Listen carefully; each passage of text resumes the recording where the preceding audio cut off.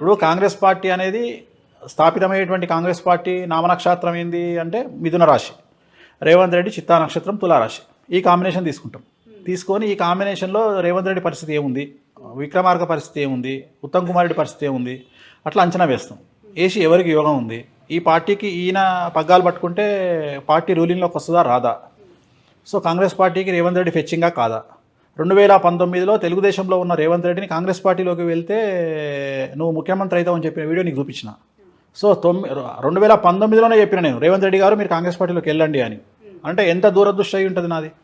అంటే ఆ నక్షత్రానికి ఈ నక్షత్రం కలిసి వస్తుంది కాబట్టి నువ్వు దాంట్లోకి వెళ్తే నీకు సీఎం అయ్యే అర్హత ఉంటుంది, యోగం ఉంటుంది అని చెప్పిన. సో ఆ కాంబినేషన్ నేను చెప్పేది. సో అప్పుడు ఏం చేస్తాం, కేంద్ర రాజకీయాలకు కేంద్ర పార్టీని తీసుకున్నప్పుడు, నేషనల్ పార్టీని తీసుకున్నప్పుడు ఆ పార్టీ పేరు తీసుకుంటాం, ప్లస్ లోకల్ పార్టీ లీడర్ని తీసుకుంటాం. లోకల్ ఎవరైతే ఆ పార్టీ పీసీసీ ప్రెసిడెంట్ ఉన్నాడో రేవంత్ రెడ్డి గారు, ఆయన పేరు తీసుకుంటాం. రేవంత్ రెడ్డిని కొట్టేటోడు లేడు, జగన్మోహన్ రెడ్డిని ఎదుర్కొనేటోడు లేడు అని చెప్పి మీరు చెప్పారు.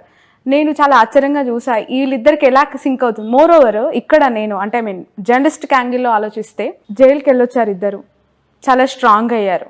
నిజం చెప్పాలంటే రేవంత్ రెడ్డి గారికి ఉన్న ఏకైక కుమార్తె ఆయన పెళ్లి సమయంలో లేకపోవటం, జైలుకు సంబంధించి వచ్చారు, అసలు చూసుకోలేదు. కన్న కూతురు పెళ్లికి సంబంధించిన ఆనందం ఆయన జీవితంలో లేదు. ఈరోజు ఆయన జైలుకి వెళ్ళొచ్చిన తర్వాత ఇంకా చాలా బలంగా మారారు. పీసీసీ అయిన తర్వాత కాంగ్రెస్ పార్టీ యొక్క రైజ్ ఎట్లా ఉందనేది చూసాం. సో జగన్మోహన్ రెడ్డి గారి విషయంలో పాదయాత్ర తర్వాత ఆయన అధికారం ఎలా చేజెక్కించుకున్నారు అనేది కూడా చూసాం. వీళ్ళిద్దరి సిమిలారిటీస్ ఏంటి?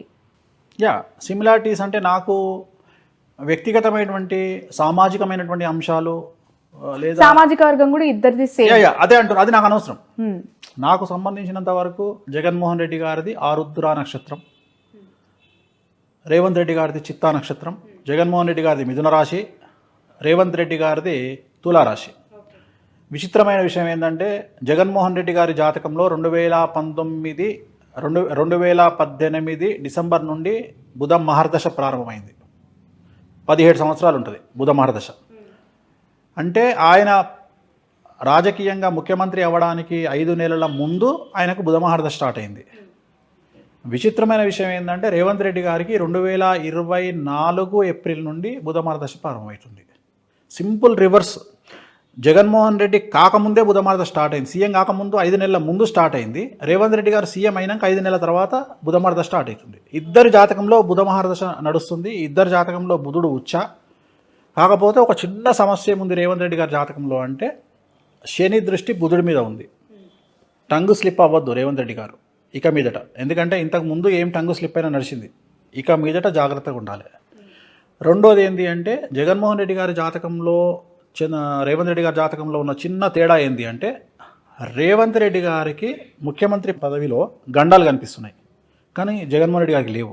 రేవంత్ రెడ్డి గారు నమ్మక ద్రోహానికి గురయ్యే అవకాశం ఉంది ముఖ్యమంత్రి పీఠంలో ఉన్నప్పుడు, లేదా ఒక ప్రత్యేకించి మీడియా సంస్థ ఆయన మీద స్టింగ్ ఆపరేషన్ చేయడం వల్లనో, ఒక వ్యక్తి స్టింగ్ ఆపరేషన్ చేయడం వల్లనో ఆయన తన పదవిని కోల్పోయే అవకాశం ఉంది. అంటే పదవి గండం ఏర్పడే అవకాశం ఉంది రేవంత్ రెడ్డి గారికి.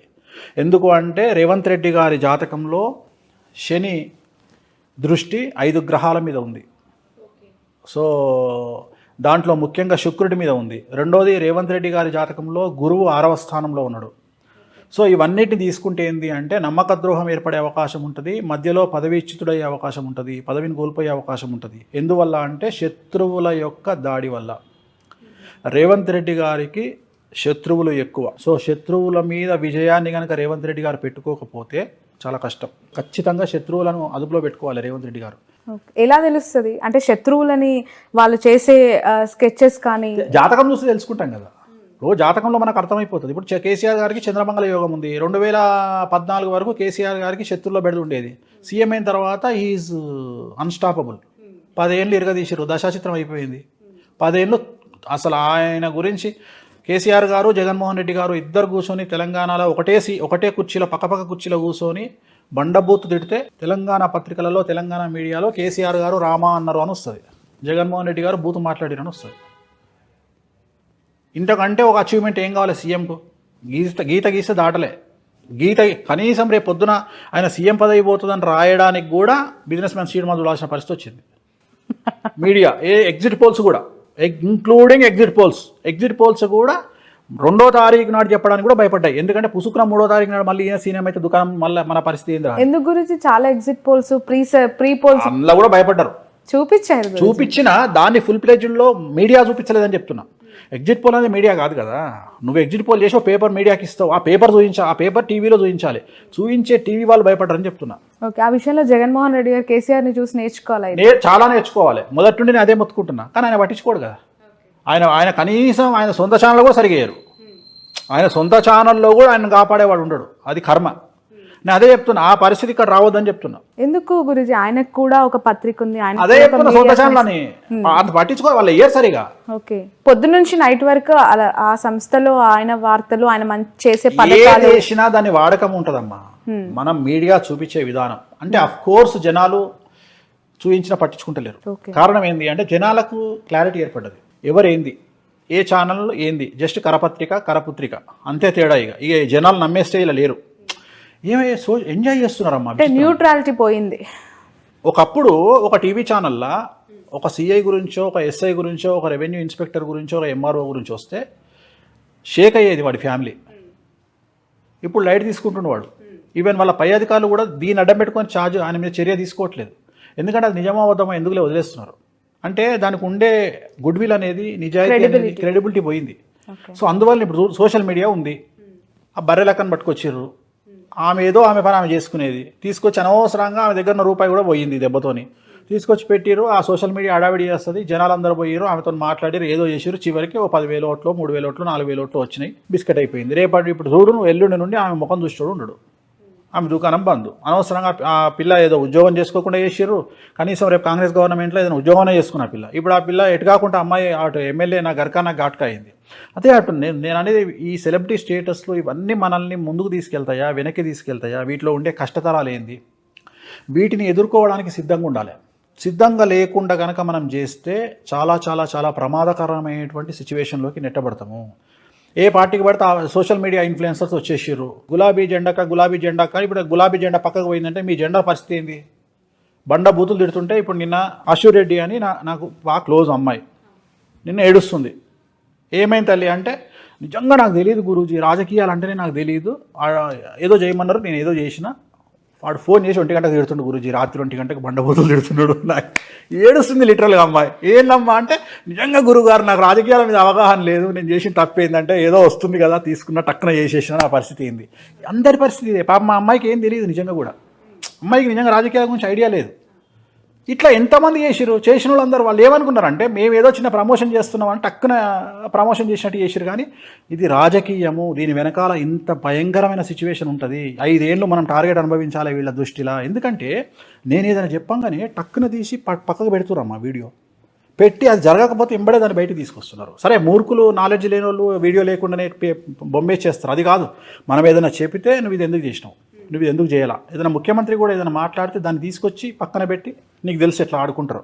సో జాగ్రత్తగా ఉండాలి కలియుగంలో. ఓకే, రేవంత్ రెడ్డి గారికి శత్రువుల దాడి ఉంటుందన్నారు, రాజకీయ గండం కూడా ఉంటుంది, పదవీ గండం అంటే ఆయన ముఖ్యమంత్రి ఇంకా ఇప్పుడు ముఖ్యమంత్రి పదవిని స్వీకరించిన తర్వాత జాగ్రత్తగా ఉండాలి అని చెప్తున్నారు. రేవంత్ రెడ్డి గారికి చెప్పేది ఏంటంటే, జాగ్రత్తగా ఉండాలి, మీ మీద శత్రువుల బెడద ఎక్కువ ఉంది. సో ఖచ్చితంగా బగాలముకి సంబంధించినటువంటి రెమెడీస్ చేసుకోవడము, మీరు ఏదో ఆలోచించి మీకు సంబంధించినవి చేసుకోవడము ఖచ్చితంగా చేయాలి. ఆ నమ్మకం ఉండాలి. శత్రు బాధ నివారణం అంటారు బగాలముకి. సో అమ్మవారికి చేయించుకుంటే, అంటే దాంట్లో కూడా నేను రీజన్ కూడా చెప్తున్నా మీకు క్లియర్గా. శత్రువుల వల్ల పర్టికులర్గా పదవీ భంగము, మరియు నేను ఇంకోటి కూడా చెప్తున్నా, ఏదో ఒక సంచలనాత్మక అంటే ఆయన టంగ్ స్లిప్ అవ్వడము, లేకపోతే మీడియా ముందు అనకూడని మాట అనడము, లేకపోతే ఎవరన్నా తన సన్నిహితుల వద్ద మీడియా వద్ద మాట్లాడడం, వాళ్ళు రికార్డ్ చేసి దాన్ని బయటికి తీసుకొచ్చి స్టింగ్ ఆపరేషన్ లాంటివి చేసి ఆయన పదవి నుండి దించేసే అవకాశం ఉంది అని చెప్తున్నా. ఓకే, అసలే సీఎం రేసుకు చాలా మంది పోటీ పడుతూ ఉన్న వాళ్ళు ఉన్నారు. అందుకనే చెప్తున్నా, ఇక అవన్నీ నాకు అనవసరం, కానీ అందుకనే జాగ్రత్త చెప్తున్నా, జాగ్రత్తగా ఉండండి. ఏపీ రాష్ట్రంలో మీరు ఇంతకుముందు అన్నారు, జైలుకి పోయి వచ్చిన వాళ్ళు హీరోలుగా మారుతున్నారు, సొసైటీలో చాలా స్ట్రాంగ్ అవుతున్నారు.